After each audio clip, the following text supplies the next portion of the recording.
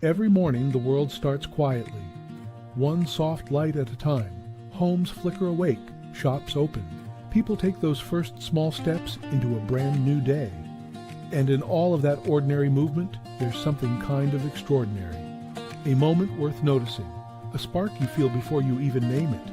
Sometimes it's quiet, sometimes it's small, but kindness shows up right on time. And every morning we choose to show up with you so we can look for that spark together. Good morning. I'm Matt Roof, the Uncommon Kindness Guy, and this is Kindness Rising. Let's rise together.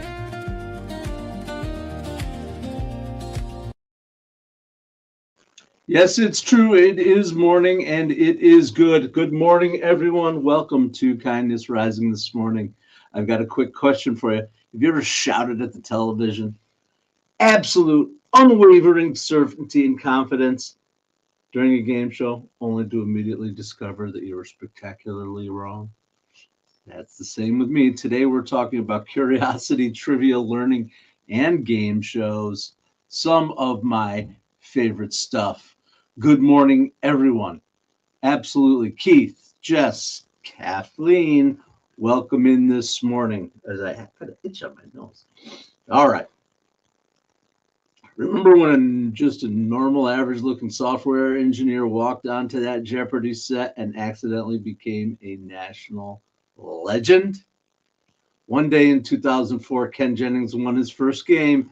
Nobody knew it, but America was about to meet a man who apparently stored encyclopedias right in his bloodstream. And honestly, his story might be something bigger than just knowing the facts. Stay with us. Stay with us as we get going here on Kindness Rising this morning. We'll be rocking in with a who's who for sure.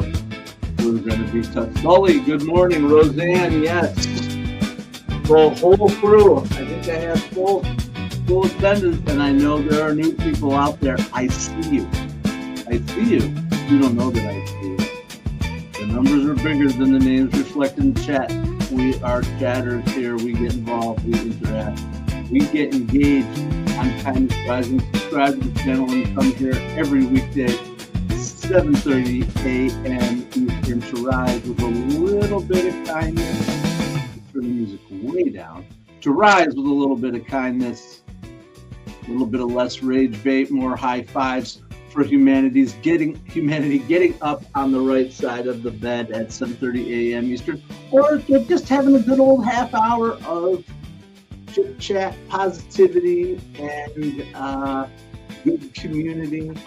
For 30 minutes in your day, take a pause, rise above the noise, hang out, especially our Gen X friends like Sully and Kathleen and Jess, and it is good morning to Keith and Roseanne and the whole crew. So if you're out there, get involved in the chat, say hello, let's talk. Today's show, we're talking about trivia and a huge change in media happening. Discovered that overnight. Hopefully you guys will have a chance to talk. Vish 1563, Vish 1565, that's your name. I can't see so good. Vish. I wish you would keep coming back every single day at 7:30 a.m. Eastern. I've always had a soft spot for trivia. People know that who come here every day. Pure Gen X comfort food of game shows, Jeopardy, Pressure Luck, Family Feud, all the random knowledge, the competitive confidence, people aggressively reading buttons, obscure geography, and 18th century opera, which are two of my least successful topics. 18th century, I don't know. Geography is just my worst. We've talked about this. But it's just great television, and it's exciting, and it's interesting. And this is what fascinates me about Ken Jennings. Family Feud, yes, Kathleen, that is especially nice. Super Girl from Heaven is a North Indian grandpa. I love all this. Get involved. Tell us who you are. Kathleen loves the Family Feud. I can name that too. Now, here we go. The floodgates are open, but we're talking about the connection for Ken Jennings. Let me get that message in while you guys chitter chatter, get her at her about your game shows. What I love about Ken Jennings is all about curiosity. If you read him, pattern recognition, loving information enough to keep exploring, learning, reading, continuous curiosity. And I think that really matters right now because we live in a culture that puts an enormous pressure on people to already have the answer. Hey, Holroyd, I know you lean into curiosity. I'm glad you're here with us this morning. But the world does expect that, right? Right? Pressure, already have the answer, already be an expert, already have a hot take, or already know exactly what you're doing. Meanwhile, most of us are just trying to remember our passwords and where we parked our car last night. But curiosity offers a different approach. Curiosity says you do not need to know everything. You just have to stay interested. Be teachable. Stay willing to explore. And honestly, that feels kinder than pretending we've all got our life completely figured out. Jennifer Bennett, 3131. Hello.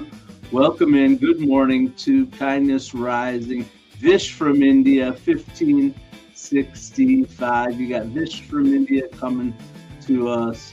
And Supergirl from Heaven is a North Indian grandpa. Maybe you guys know each other. There's a couple people over there in India. You might have bumped into each other on the street or something. I'm just kidding. That would be ridiculous if you actually did know each other. That would be amazing. I'm just glad you came out.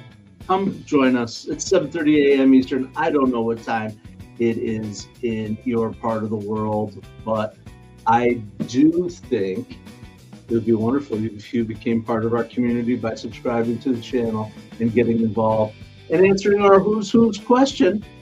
Here we go. We're getting at it. This is Kathleen's favorite part. She's a champ at this. Jess Sully always brings good guesses. Let's do it. Vish, thank you. Subscribe to the channel. Have a great day. Keep it coming. All right. Clue number one for Who in the World? Who in the World today? Clue number uno. Maybe coming. Numero uno. This creative force left fingerprints across film, Broadway, television, orchestras, and popular music. A creative force in our world. All right. That's clue number one. That is clue number one. But we are going to continue our conversation, our continued conversation. So why am I talking about Ken Jennings today? Because today is the day, June 2nd, 2004. Can you believe it was 22 years ago? 22? Like, I remember like it was yesterday, it feels like. I don't know. Time is weird. Pretty normal television moment. A guy won a game of Jeopardy. Pretty cool. Except it wasn't. It was the first victory that turned into one of the most famous winning streaks in television game show history. Of course, 74. 74 consecutive wins. Millions of dollars, like 2-point-something millions in prizes, let alone all the other stuff that came along with the family debates, becoming an American name, and asking, how does this guy know so much about everything? Is this real? Did anybody else think for a while that it might have been fixed? I don't. You had to wonder, right? It's pretty amazing. Absolutely. But what people don't know is how much preparation Ken Jennings had done for that for his whole life. Not because he was preparing for Jeopardy. Nope. I mean, he may have known somewhere in his heart that he was going to be able to leverage all this information at somewhere, but just constant reading, curiosity, learning broadly, making connections, not magic, not superpowers, just curiosity repeated over and over and over again. And to me, that feels encouraging because being knowledgeable doesn't always mean being the smartest person in the room. Sometimes it means staying curious longer than the other people who stopped trying. And maybe that's the lesson in work and relationships and leadership and in life, that people who keep learning often outlast the people who think they've already arrived. That is the lesson for today. Absolutely. I'm glad you've joined me here on Kindness Rising. What? What was that? Appreciate you all. Right? Like unbelievable, Jess. Oh, yeah. Guys, I keep forgetting to switch this setting. Here you go.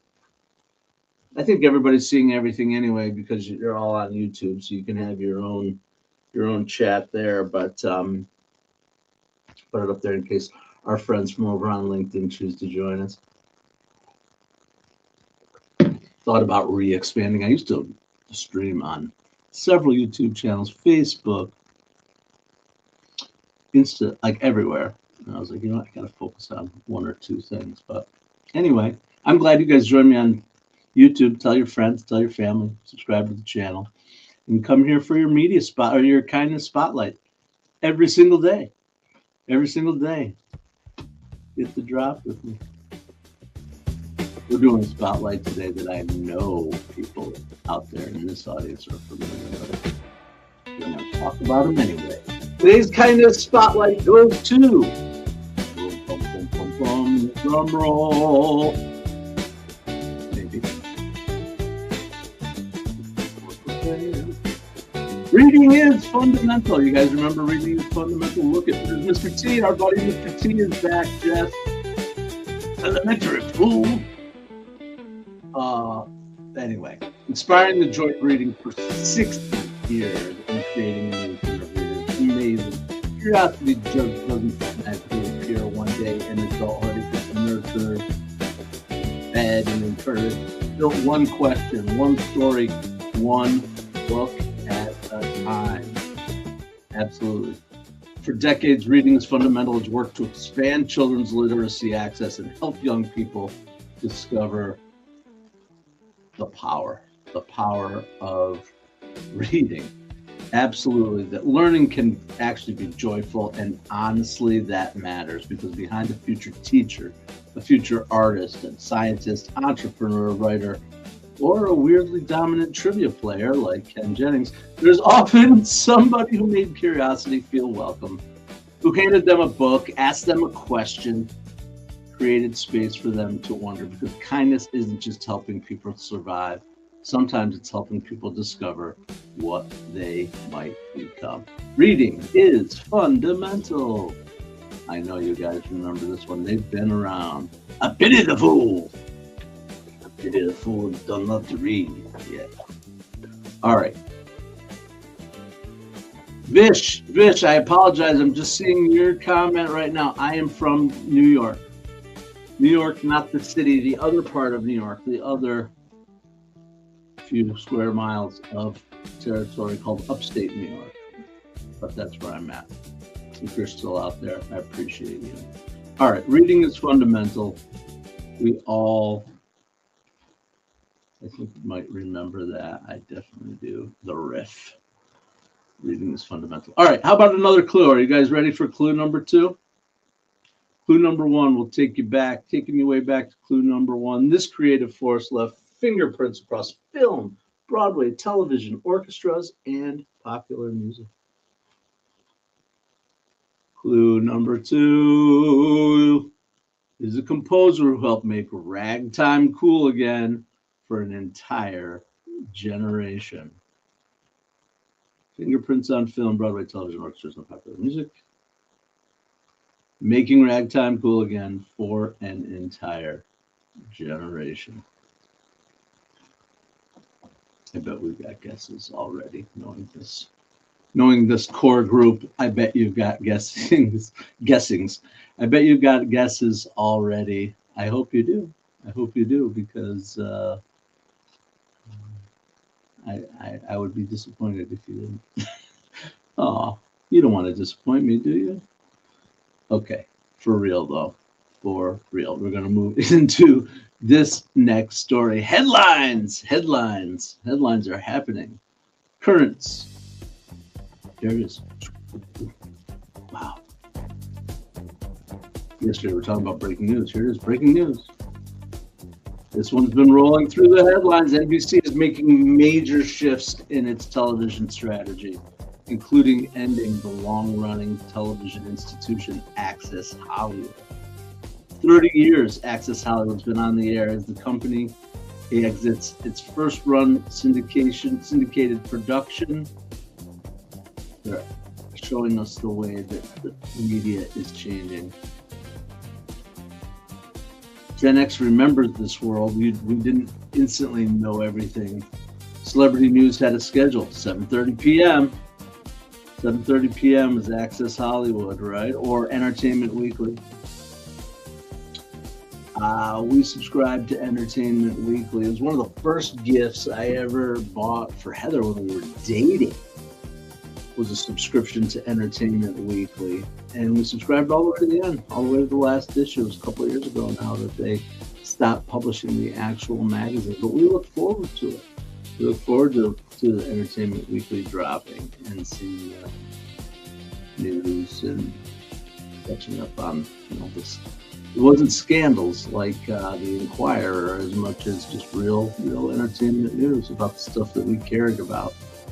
But anyway, maybe you watched Entertainment Tonight, Access Hollywood, maybe E! News Daily or whatever, and then you moved on with your day. That was part of it. 7:30 you moved into the primetime TV, right? Seinfeld at 7, Access Hollywood or E! News Daily, whatever, at 7:30, and then your primetime. So it's just the way it was. Everybody with a phone today. Everybody with a phone is a broadcaster. Celebrity news breaks on TikTok way before they could ever produce it. Creators are creating their own networks. Celebrities have. YouTube channels are way outperforming legacy studios, and that's why they're having to make all those changes. Audiences don't want to wait for media companies to tell them what matters. They built their own media diets. And NBC says these changes reflect evolving local programming preferences too, and broader shifts in the syndication business. The business model is changing fast, but here's the kindness question. What do we gain and what do we lose when media changes this dramatically? What I love about it is we're getting more voices, more access, more niche communications, more opportunities for individual creators. That's what we're doing here at Kindness Rising and at the Mornings in the Lab Network. Absolutely. But it also means more noise that you have to filter to, more fragmentation, people constantly clicking. More choices. Used to have 2 or 3 channels, then we had 10, then we had 100, and now it's infinite the number of places that you can go for content. And that's why I appreciate so much that you guys come here to YouTube on Kindness Rising and join the Mornings in the Lab, your place for consistent, positive, constant, awesome morning content. Absolutely, starting right here at 7:30 a.m. Eastern with Kindness Rising, getting over to Mornings in the Lab with Keith, John, and friends. Today is Tuesday. They're going to have Brianna Bass over there, our studios relationship and sex expert that comes to us on Tuesdays. John Anderson will be over there too today, of course, and then tomorrow is Wednesday, the big day. Oh, and we also have, today is Tuesday, I forgot, it's Sarah Barnes Humphrey's chance. Yes, Thoughts and Coffee is part of the Let's Talk Supply Chain Network here on the Mornings in the Lab Network. We're all connected. We are connecting the dots for those people in the supply chain world, and Sarah Barnes Humphrey is leading the way on the Mornings in the Lab Network. So check her out too if that's an area of interest for you. All right, that's our commercial for today. I pity the fool who doesn't get over to Mornings in the Lab. All right, enough of that nonsense.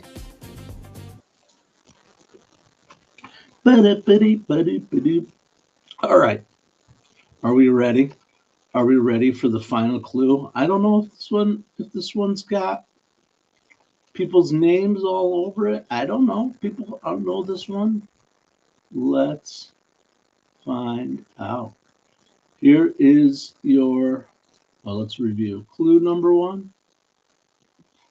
Is anyone at all sniffing around? What happened? My comments went away. There they went. All right. Kathleen, I bet you know this one. Creative force left fingerprints across film, Broadway, television, orchestra, and popular music. Second. Aw, thanks, Jess. Appreciate it. The composer. This composer helped make a ragtime cool again. Ragtime. Not the Shotgun Ragtime Band, like the Grateful Dead say. I'm talking about real ragtime. All right. Composer helped make ragtime cool again. Here's your third and final clue. This one is probably the giveaway for those who are aware. Connecting Barbra Streisand, The Sting, and one of Broadway's defining musical. Who in the world is this EGOT winner? An Emmy, a Grammy, an Oscar, and a Tony. No longer with us, but we in Gen X, whether we wanted to or not, were exposed to his music through amazing projects you might not even know. I tried to make this one a little tougher. Anybody got a sniff? I'll get back to it in just a moment. But first, before we get too far away from our process, Kindness Compass, got to do it. Kindness Compass, these are the five practical ways to build curiosity this week. First thing, read something outside of your lane. A different industry, a different perspective, a voice. Remember, your brain enjoys field trips. Not just field trips. We all like field trips, right? Not just field trips that are self-induced. I'm talking about field trips of exposure. I tried to be subtle, but I'm just not good at it. Ask one better question. Ask one better question. 5 practical ways to build curiosity this week. Your second one is ask one better question. Instead of rushing toward an opinion, just get curious first. Next, we want to learn something with no productivity goal attached. No side hustle. Oh, I got to learn this so I can make something out of it. Oh, I got to learn this so I can build a monetization plan. Just wonder. Just open it up. What? What is that? Lean into it. Ask that question. Here's the thing.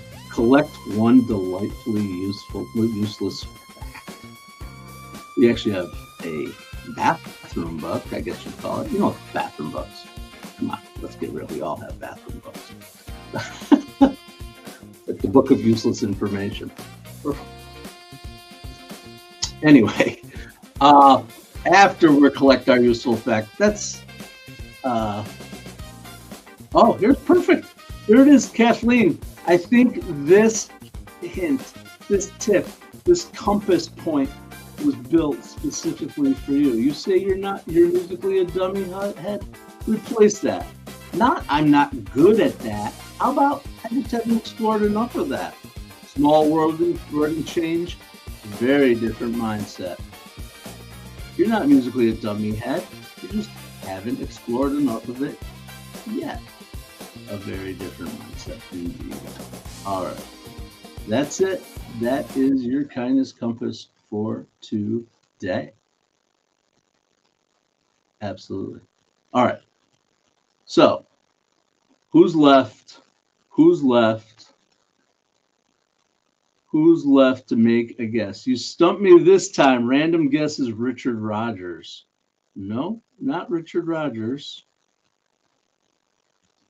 I went a little deeper, and I only know this guy myself so much. I think maybe I'm very familiar because I play the keyboards, as some of you guys know, and I did take piano lessons when I was a kid. And my piano teacher was a classical pianist and a church pianist. And of course, as a kid, I wasn't really interested in that kind of music myself. But the one thing I could get him to do was let me play some of this guy's music on the side. And one of my first ever pieces that I learned was his. Uh, let me see. Oh, we're going to go back.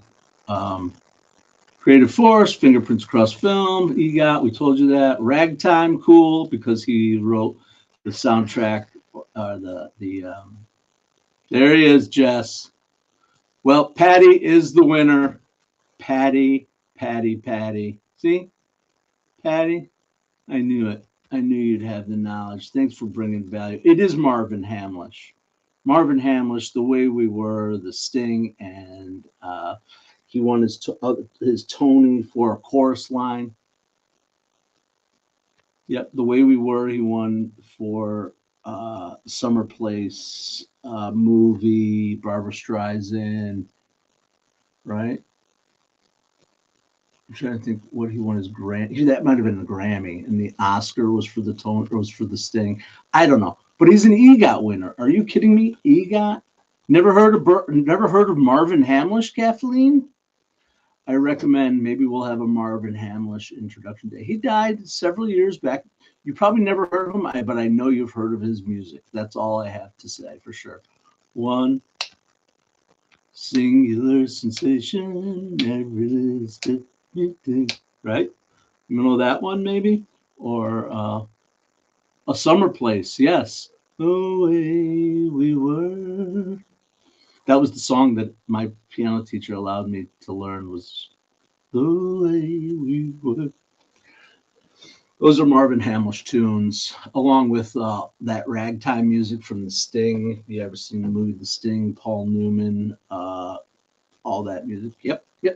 All right. Yay. You know what I'm so happy about? I hate to tell you guys. I love you all dearly, and I'm so grateful that you come here every day. But I finally got a stump, except for Patty. Patty jumped in at the end. She was like, Hamlish, done. All right. That's cool. I love it. Thank you guys for playing along with my stupid brain. Marvin Hamlish, today was his birthday. It was his birthday. He died in his late 60s, in the early 2000s. So he's, if I recall, I always do things based on people I know, and I think he was relatively near to my mother's age.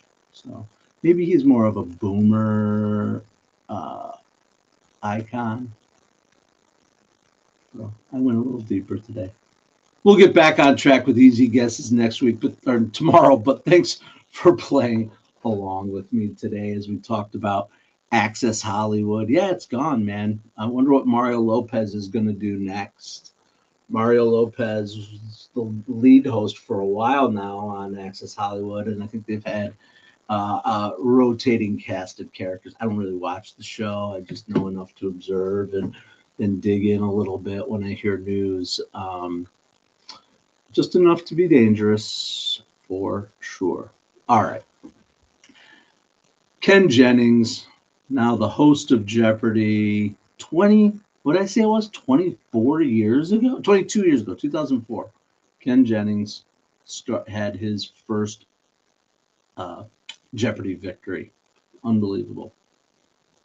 You know, just sometimes the time just goes, whoa. All right, that's why you got to take every day, enjoy every day, lean in. I didn't get a chance to tell my Jeopardy story, which I'll just tell real quick before we end. My real story with Jeopardy is that when I was in college, Jeopardy would play we got two different, what channel is, it doesn't matter, two different channels, Jeopardy at 7 and at 7:30 on two different networks or whatever, same episode. So I would watch the 7 p.m. episode and then go around the other side of the hall to where the guys were watching the 7:30 episode, and we would bet on the Jeopardy. And it took them weeks to figure out. I was coming up with the craziest answers, and I would get easy ones wrong and play the game. And they were like, what? How do you know? How? It was pretty funny until finally someone wisened up and actually saw me watching the 7 p.m. show or something. Anyway, that's my Jeopardy story to end Not quite as smart as Ken Jennings, but I figured out how to scam a few beers out of guys on Jeopardy. Ken Jennings reminded us that curiosity can be powerful, not because it guarantees you'll win a game show, although not a bad little perk, 2 point something mil. Curiosity does keep us growing, and that's why it keeps us humble. It keeps us connected to possibility. And maybe in a world that rewards instant certainty, choosing to stay curious is its own quiet act of kindness. Who in the world? That was Marvin Hamlish, right? We talked about him, a composer, conductor of Broadway film, and one singular sensation indeed. So that's it for us. Thanks for sticking around this morning. Kindness Rising. Come on back tomorrow morning. We'll have another Who's Who. And until then, stay uncommon and stay kind.